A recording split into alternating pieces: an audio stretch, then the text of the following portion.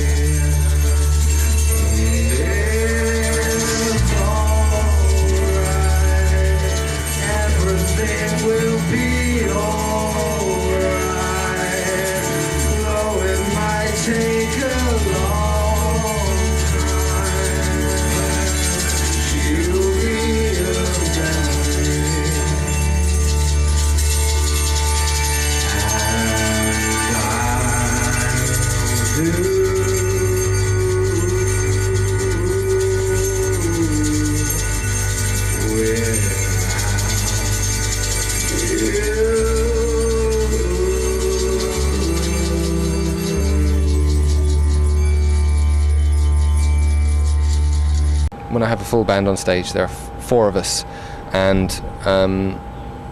we're all multi-instrumentalists. We all swap round, we all play various different instruments, and everyone sings. And on the record there are lots of arrangements with recorders and pipes and whatnot, just making sounds. I use their voices to fill in those spaces, so they'll ba ba ba, or they'll sing harmonies to my vocal, and that works really, really well. They can all sing, they all play and have great feel. So I'm very, very lucky to come across these guys, and they're all, it's officially a supergroup because they all run their own projects as well. There's Mark, who runs Meon, which is you'll be hearing more of later, I'm sure, this year or next year. Hot Chip, who are already making big waves in the UK, and Cameron's got his own solo stuff, which sounds, I don't know, cross between Smog and Low at the moment. Really, really good stuff. So they're all really busy with their own stuff, and that, they really are the cream of the crop. And luckily, they love the music. And I think I've shied away from taking the front stage, I stand to one side of the stage. We stand in a little semicircle, so I'm on one side, Mark's on the other, and different instruments are spotted around in that shape. And I'll be singing at one side, Mark on the other, Joe and Cameron in between. And that, I'm quite comfortable with that. I'm quite comfortable with sharing the on stage sort of idea. And often we all sit down to play. Sometimes we stand up. I don't feel a need to exert a sort of leadership. What is great though is being able to pick and choose who plays and what they play, and there's a real, because I've done that on the album, it's much easier. It's just an extension of that, getting new arrangements and playing with their each individual skills and talents, and there are lots of them. So I'm very lucky.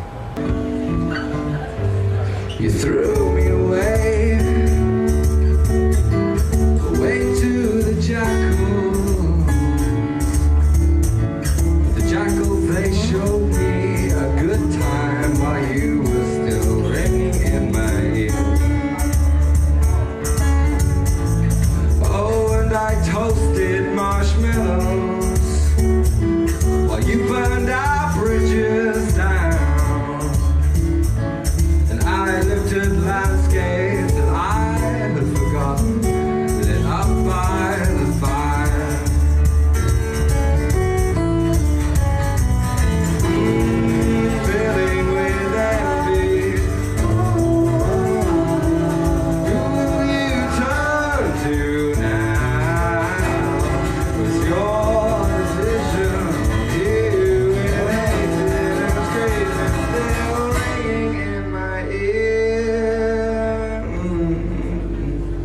I've always been making music on my own. That's the first thing. I've been making sort of mainly computer-based electronic music, but the actual writing songs and wanting people to hear me sing them is a pretty new thing to me. I've known I could sing in tune, but I've never really thought of myself as a singer. And it's only the last, I don't know, 2 years really that I even thought about writing a song that's going to be out there and put on a record. It started off as a happy accident. I've collected silly little instruments, and I went to a flea market and I found an auto harp, which is like a zither with a box with strings across it. And I tapped it with a pencil. It made a nice sound. I thought, I'll do a track with that instead of doing another electronic thing. So, because it was such a nice acoustic sound, I decided to do the whole thing acoustically. So I'd finished. I thought I'd got the track to as finished as possible, but it had this massive voice-shaped hole in it. And as a producer, my ears just picked that up straight away. And if I were working on someone else's record, I would have said that needs vocals on it. So I heeded my own advice after much trepidation and just sang on it. And I didn't know what I was going to sing or how I was going to sing, whether I was going to have this sort of transatlantic sort of drawl that so many singer-songwriters do nowadays, or whether I was going to make deep words or shallow words. I didn't know what was going to happen. And I thought, I mustn't think about this, because as soon as I start thinking about it, I'm going to sort of come a cropper. So I just started singing, and it turned into the track that came on the record called Statute, which is the first track I ever did. And it was really simple, like just happened, and it's taken me a long time to get the confidence to actually call myself a singer. It's a really tricky thing, and I'm learning all the time. And the more I tour and the more people I watch, I sort of get little ideas and tips. Sit by your side as you sleep for a while. Your secrets are unbound. Love's lost as it's found. Recover.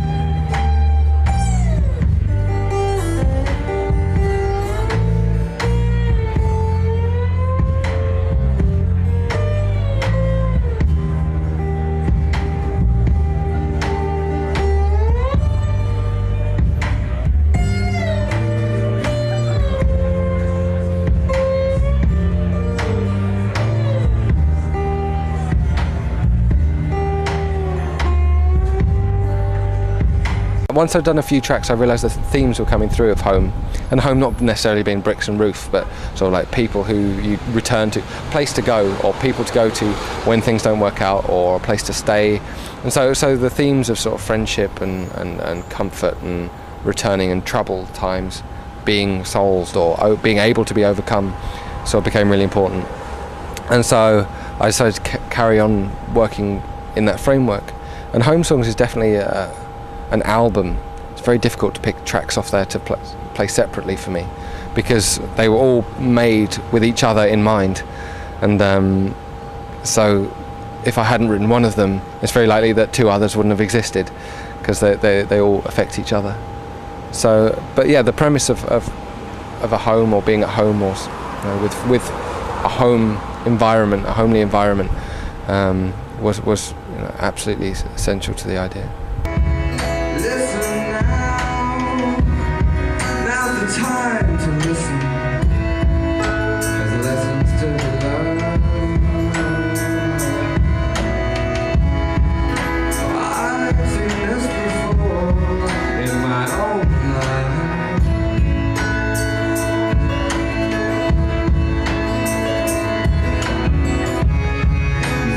Covered up from the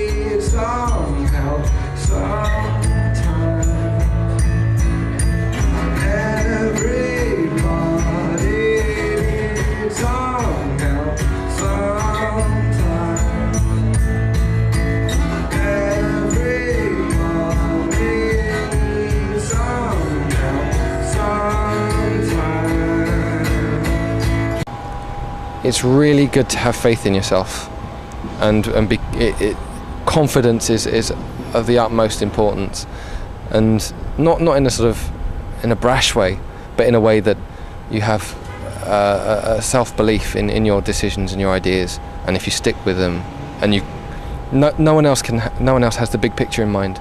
This is sort of beyond even just playing. It's the business side of it. It's the shape of how you want to promote it. It's everything. You have to hold a massive picture in your head, and lots of other people have little pieces of that picture, and their little corner of it. But only you hold the whole thing. So any decision you make is informed from every single aspect of that, and you got to have faith in your decision making, and go with it. And even if you think it's just a hunch, it's a hunch that's been bubbling away, it's been fed from the ingredients of all the stuff you know about yourself and what's going on around you. That's definitely one of the major thing. The other thing is that everyone learns, I guess, is that you got to take advice sometimes, which doesn't counter that. It's not different from what I said before. It's not the same thing, but opposite as what I said before. But to learn things from other people is really valuable. And it adds to your experience, which informs your decisions.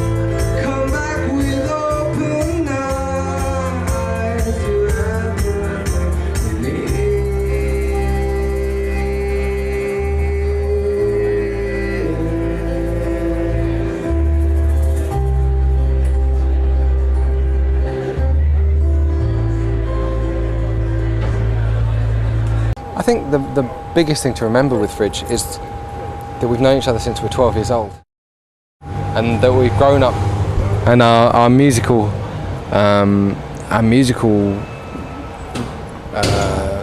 development has been like simultaneous. So when one of us finds a really good record, then we'll tell the others about it. So we've grown up listening to all the same records with the same influences, with slight variations due to what instruments we play or things like that. I glow in gold like a tiny motor dust in a sunbeam, but we all must seem alive 'cause we flow.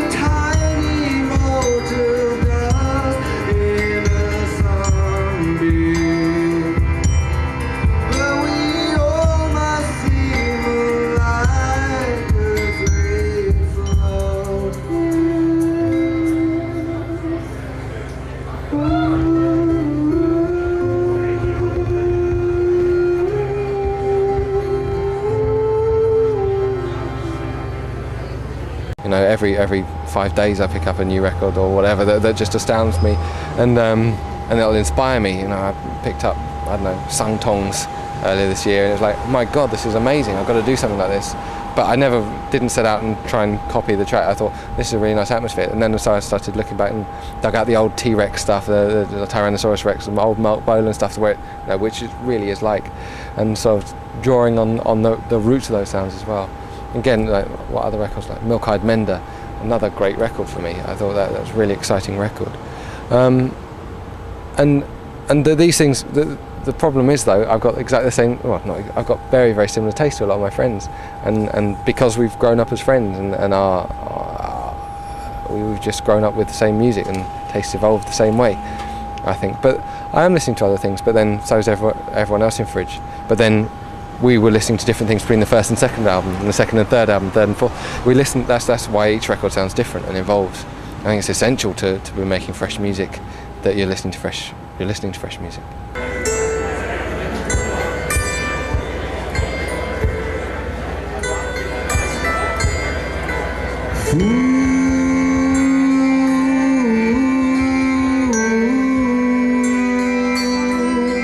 You've lost your way. Look to the stars to guide home.